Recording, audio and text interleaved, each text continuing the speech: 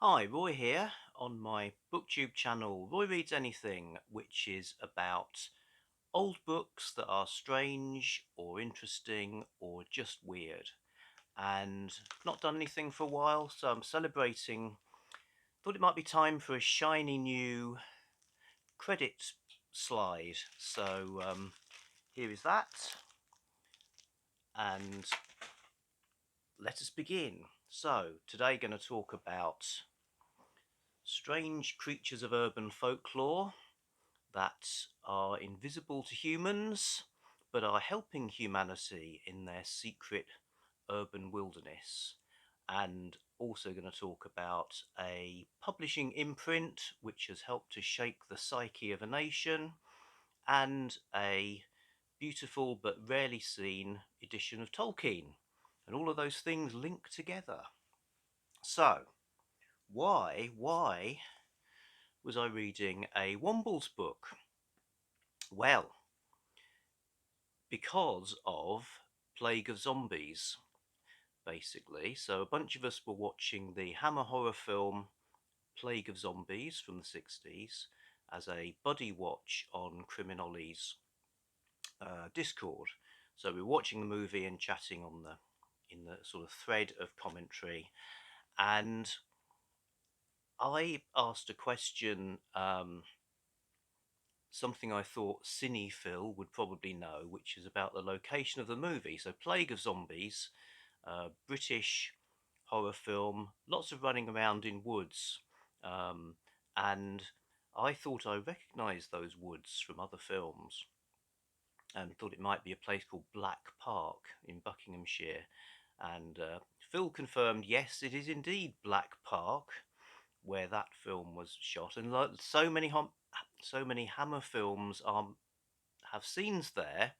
If you watch lots of Hammer stuff, it gets quite familiar, you know. So there's the same woods where you've seen Dracula's carriage going one direction and the Frankenstein monster going the other direction, and then maybe it's pirates or a modern day thriller, but always the same woods.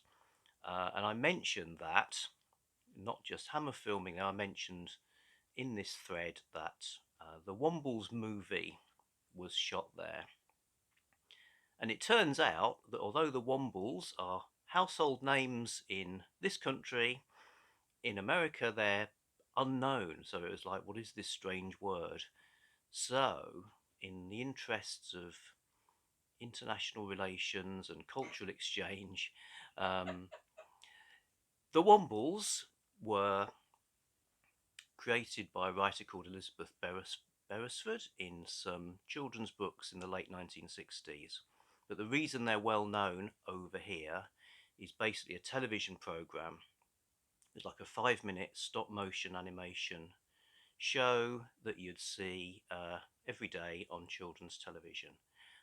And so these little guys, they're furry creatures, and their thing is they live on Wimbledon Common. That's kind of like, it's countryside, but it's in London, and they tidy up rubbish and remake it into other things, which these days sounds like quite a mainstream activity. But in back in the sort of time of this series first appearing, nobody talked about recycling. There weren't things like bottle banks or whatever. Litter was a thing. So it was kind of a gentle countercultural kind of thing. So there's these little furry things who um, making good use of the things that they find by picking up rubbish and turning it into objects and having little adventures. Then there were pop songs, so full-size musicians in Womble outfits were seen regularly on top of the pops playing songs by a guy called Mike Batt, who was a really good producer and musician in a kind of stompy, exuberant glam rock kind of way. So there was the music, and oh yes, I should say that television show. It was narrated by Bernard Cribbins, who would go on to be the old guy in Doctor Who. And then eventually there was in 1977 a feature film, the one with the woods of Black Park, with the zombies, etc.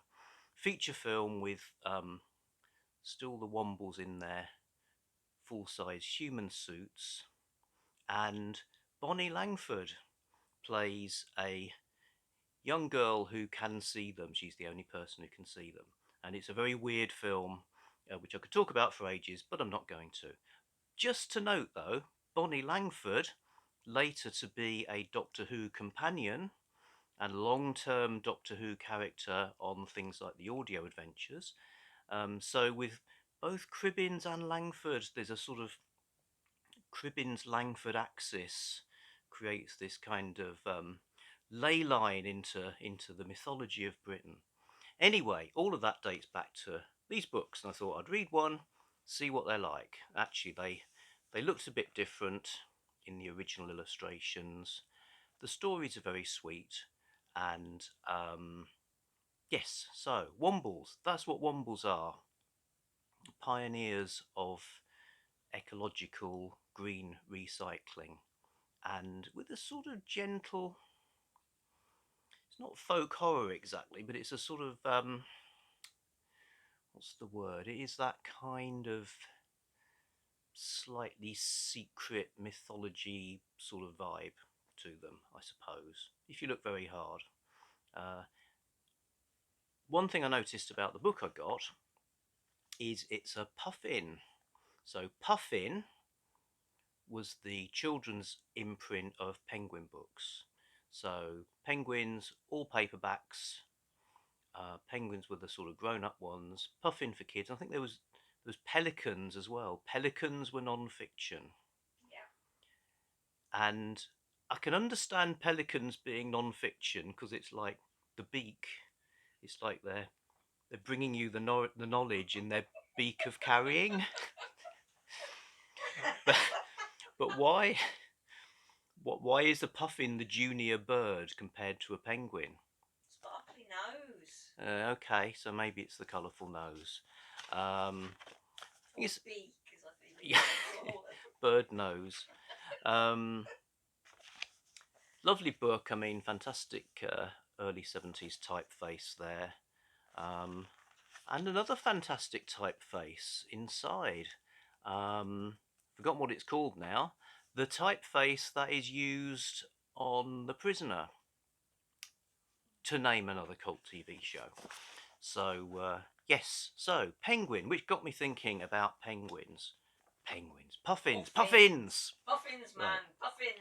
Yes, right, so Puffins, and one thing you can see here with a puffin cheerfully holding an envelope is that there was a Puffin Club. Hooray!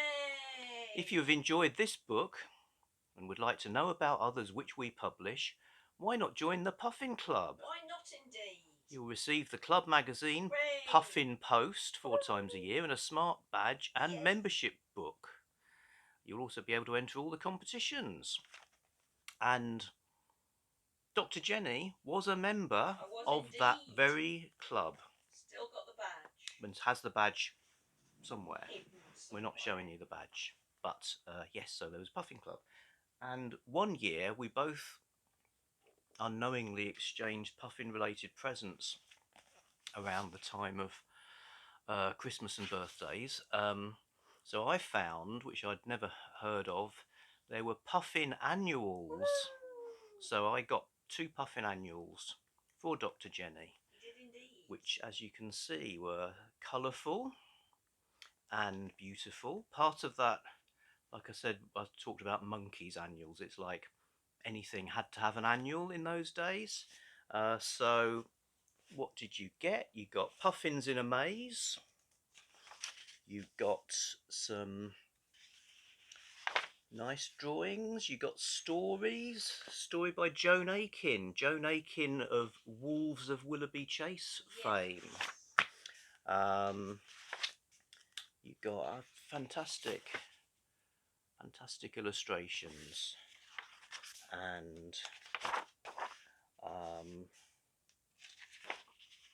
yeah, more great pictures, some poems,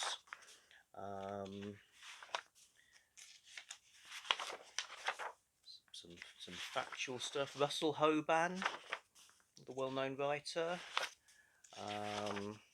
Oh look, there's our king. Then the Prince of Wales. Is he actually sent a message to the? No, it's just a little Prince of Wales pin up there. Piece about Joyce Grenfell, and on it goes. So it's kind of very civilized sort of annual. Wholesome. It is wholesome. I mean, I think the thing about puffins, and I suppose about penguins, is there's a sort of quality control. Parents would probably think if it's a puffin, it's okay for the kids to have. And they publish loads of great stuff, lots of classics, lots of modern stuff. Um, just see what other books. I mean, the ones I remember are things like Historical Adventures by Henry Treece and Roger Lancelin Green, Yay. Tales of the Norsemen, that sort of thing. So yeah, so Puffin Annual. Uh, you got a lot more pages in those days. Oh yeah, there's Captain Pugwash. Talking of tea time TV. Captain Pugwash was a Captain Pugwash and Sir Prancelot. These were very crudely done animations that were also on at tea time, the tea time of children, and pictures of authors too. So there's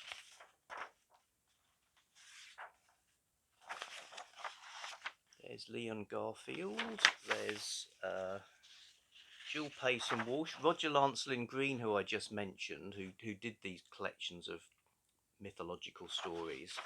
There he is. So if you think you have a book nook, this to me is like the level of nookness that you would want your book nook to live up to. You know, it's got a sort of an arch, and about 8 million books. Plus, fashion tip for the gentleman: if you're ever going to be photographed sitting down, get some long socks so that you do not reveal a strip of calf. Oh, there's a Tove Jansson story. Yes, on it goes. Oh, there is Elizabeth Beresford of Wombles fame, sporting a very nice leather coat with lapels wider than the world. Right, okay. So, Puffin Annual is an object that I'm showing you. That's very lovely. And at the same time, Jenny got me The Hobbit by J.R.R. Tolkien as a Puffin book, which is very rare. The only time Penguin have got near Tolkien was doing this. Beautiful painted cover, and I mean, I guess people probably know the Hobbit story. Just see how it's explained in Puffin language. Puffin Books, editor K. Webb. The Hobbit. There are some books, like some music or places, or even some food, which are so special and different there is no way to describe them. You just have to find out for yourself. The Hobbit, which Professor Tolkien originally wrote for his own children, is such a book. We can tell you that it is an unusual kind of fairy tale, that its chief character is an engaging, domesticated little hobbit called Bilbo Baggins, and that its story is about how he and his dwarf friends go on a perilous journey over the lonely mountains and win back their treasure from the dragon Smaug. We can promise you that their encounter with trolls and goblins, Bilbo's riddle battle with the monster Gollum, and other dangers and adventures are so vivid and convincing they will come to seem more real than the everyday world. This is only part of the quality which has made this book as famous as The Wind in the Willows. For just as Bilbo comes back from his travels a changed hobbit with a taste for writing poetry, so you, when you have finished reading, or listening, this is a perfect reading aloud book, will find you will never be quite the same again. The Hobbit will enchant everyone with imagination, but perhaps some of the more alarming battles might be left out for listeners under 8.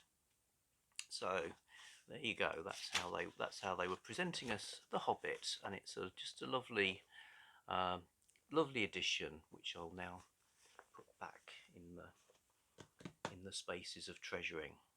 So little look at Puffins. Like I say, they were, you didn't have concepts like YA or middle grade then. They were basically grown up books and kids books, and they were young kids. They were young kids books, but I think these sort of marked out a territory that was grown up enough to feel you were reading real books, and yet they were, I think they badged as. published everything from like 8s to 13s up to what we would call teenage fiction in those days.